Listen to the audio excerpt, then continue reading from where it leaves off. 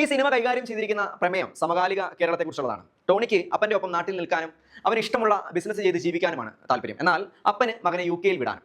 അതിന് അപ്പന് തക്കതായ ഒരു കാരണം കൂടിയുണ്ട്. അത് സിനിമയിൽ പറയുന്നുണ്ട്. അങ്ങനെ അപ്പന് വേണ്ടി മാത്രം ടോണി എക്സാം ക്ലിയർ ചെയ്യുന്നു, പാസ്സാവുന്നു. എന്നാൽ നാട്ടിൽ നിൽക്കാനുള്ള അവന്റെ ആഗ്രഹവുമായി അവൻ മുന്നോട്ട് പോവുകയാണ്. അങ്ങനെ മുന്നോട്ടുള്ള യാത്രയിൽ ടോണിയുടെയും കൂട്ടുകാരുടെയും ജീവിതത്തിൽ നേരിടേണ്ടി വരുന്ന അനുഭവങ്ങളാണ് ഈ സിനിമ മുന്നോട്ട് വെക്കുന്നത്. ജനിച്ച നാട്ടിൽ നിന്നും പോകാൻ ആഗ്രഹിക്കാത്ത ഒരു പറ്റം ചെറുപ്പക്കാരുടെ കഥ എന്നതിനേക്കാൾ എന്തുകൊണ്ടാണ് പിറന്ന നാട് ഉപേക്ഷിച്ച് പോവാൻ അവർ നിർബന്ധിതരാകുന്നത് എന്നുകൂടി ഈ സിനിമ പറഞ്ഞു വെക്കുന്നു.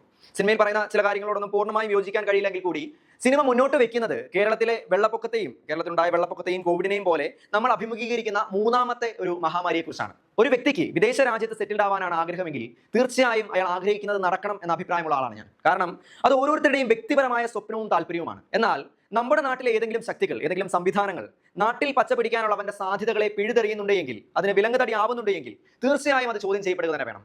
സർക്കാർ ജോലിക്ക് വേണ്ടി കഷ്ടപ്പെട്ട് പഠിച്ച് റാങ്ക് ലിസ്റ്റിൽ വന്നിട്ടും ജോലി കിട്ടാത്ത, തോറ്റുകൊടുക്കാതെ പൊരുതി സ്വന്തം നാട്ടിൽ ഒരു സ്റ്റാർട്ടപ്പോ ബിസിനസ്സോ തുടങ്ങാൻ ആഗ്രഹിച്ചിട്ട് അവിടെ എല്ലാം തിരിച്ചടികൾ നേരിടേണ്ടി വരുന്ന ഇന്നിന്റെ പ്രശ്നങ്ങളെ ചോദ്യം ചെയ്യുന്ന ഒരു സിനിമ.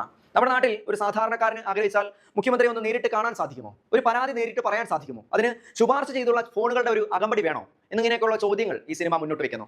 ബന്ധപ്പെട്ട ഉദ്യോഗസ്ഥരെയും മറ്റും കാണണമെങ്കിൽ കൈമടക്കോ മറ്റു ഉപഹാരങ്ങളോ നൽകി സർക്കാർ ഓഫീസുകൾ മുറ പോലെ കാര്യങ്ങൾ കൈകാര്യം ചെയ്യൂ എന്ന മുട്ടാപ്പോക്ക് ന്യായം കേട്ട് മാസങ്ങളോളവും വർഷങ്ങളോളവും ഓഫീസുകൾ കയറി ഇറങ്ങേണ്ടി വരുന്ന ഗതികേടിനെ ഈ സിനിമ വരച്ചു കാട്ടുന്നു. ഒരു സാധാരണക്കാരന്റെ സ്വപ്നങ്ങൾക്ക് മേൽ ഏതെങ്കിലും ഒരു പാർട്ടിയുടെ കുറച്ച് അണികൾ വിചാരിച്ചാലും മണ്ണിടാമെന്ന ദുരവസ്ഥയും യുണൈറ്റഡ് കിങ്ഡം ഓഫ് കേരള ചർച്ച ചെയ്യുന്നു. എന്തുകൊണ്ടും ഇന്ന് ചർച്ച ചെയ്യപ്പെടേണ്ട ഒരു വിഷയം തന്നെയാണ് യൂക്കോക്ക് എന്ന സിനിമ മുന്നോട്ട് വെക്കുന്നത്. എന്നിരുന്നാലും ഇടയ്ക്കിടെയുള്ള പാട്ടുകൾ പലതും തിരികെ കയറ്റിയതുപോലെ അനുഭവപ്പെട്ടു.